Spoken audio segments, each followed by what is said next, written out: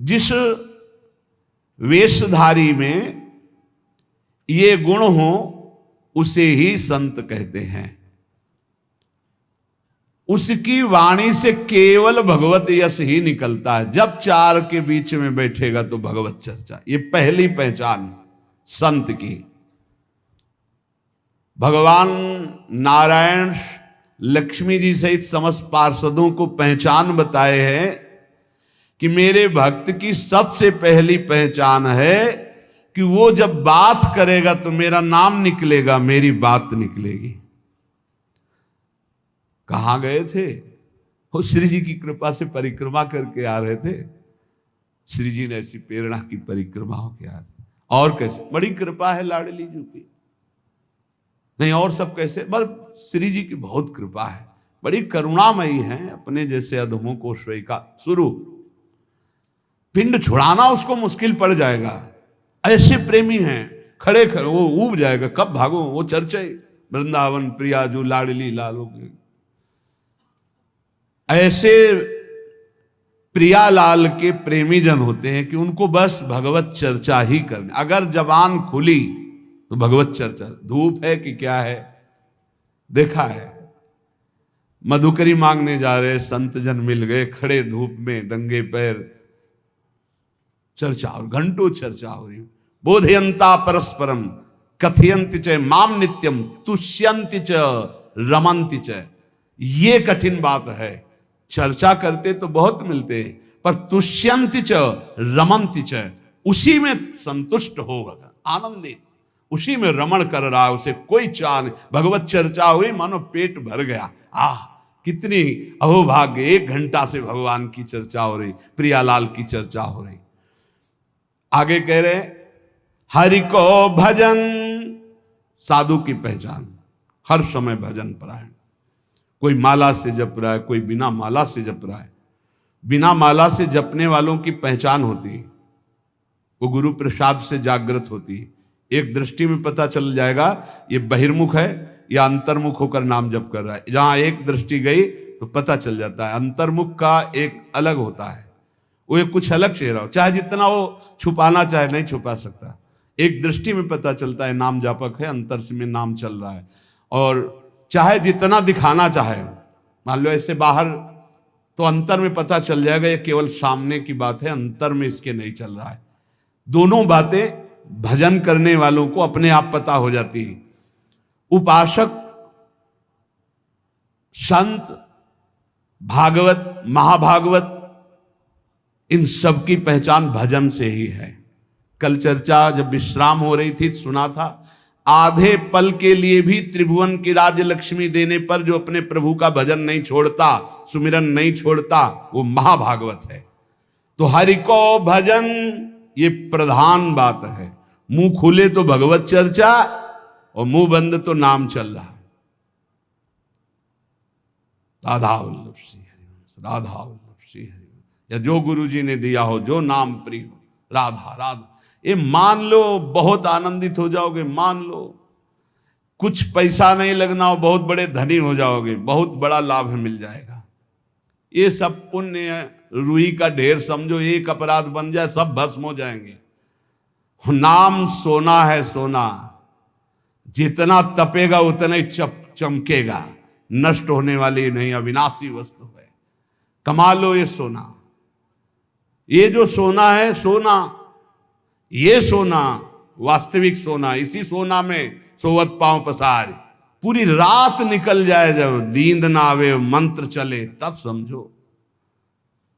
इसके लिए कभी सर्दी में कंबल नहीं ओढ़े गए, इसी बात के अभ्यास के लिए कभी कंबल नहीं। जो नीचे मार्किन पहने वही मार्किन उतार कर ऐसे पैर से फंसा के सर, पूरा शरीर कांप रहा है।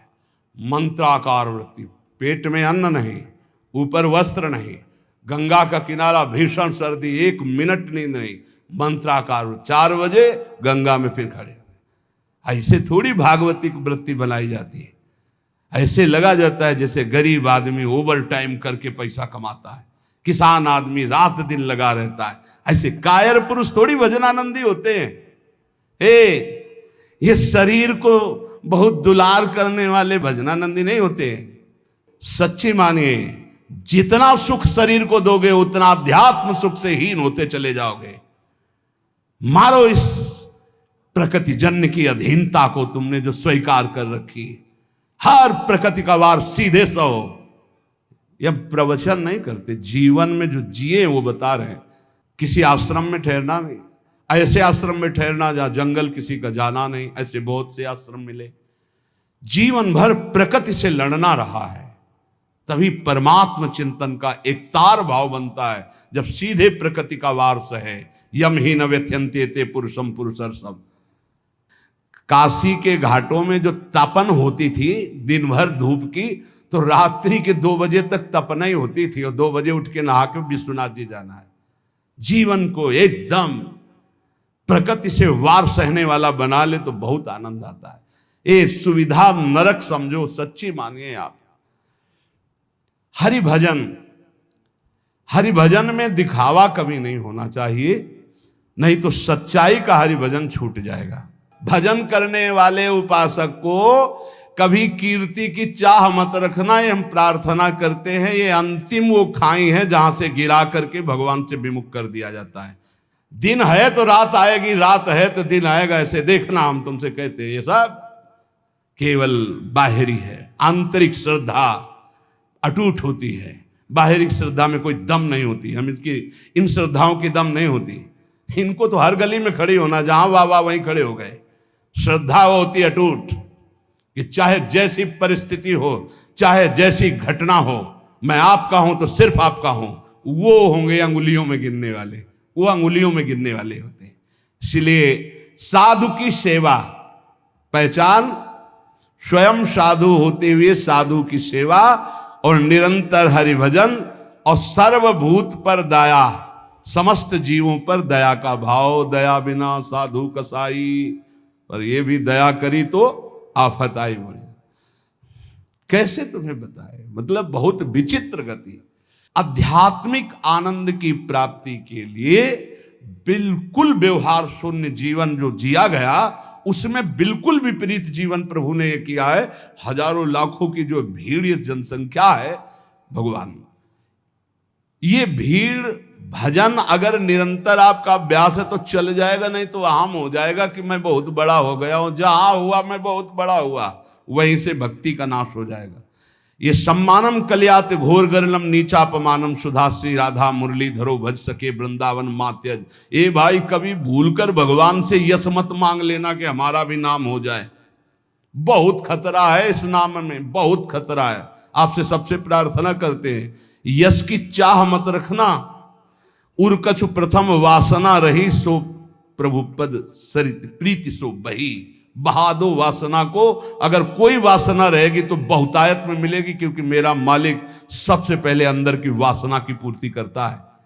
विभीषण जी के पहुंचने पर सबसे पहले लंकाधिपति का अभिषेक किया। इसलिए साधक अंदर की वासनाओं को देख लो। अगर कोई भी वासना तो हटा दो। नहीं, मेरे स्वामी का स्वभाव है, पहले तुम्हें वासना की चीज फेंकेंगे, ले, और जब घृणा हो जाएगी तब आगे बढ़ा देंगे। मान आखिरी खाई है जिस पे साधु गिर जाता है। इसीलिए सबसे पहले सिद्धावस्था की सीढ़ी पे निर्माण लिखा है। निर्माण अमोहा जित संग दोषा। अपने में कोई गुणा अभिमान आकर के ये श्रेष्ठता का भाव हो जाना, मानो परमार्थ में पोछा लग जाना है। भाई, कभी अहम, ये भाव मत अहम में लाना कि मेरा नाम हो जाए। भगवान को जो करवाना तो करवाने, वो तो सर्व समर्थ हैं, वो तो नौकर हैं, हम वैसे ही करना पड़ेगा।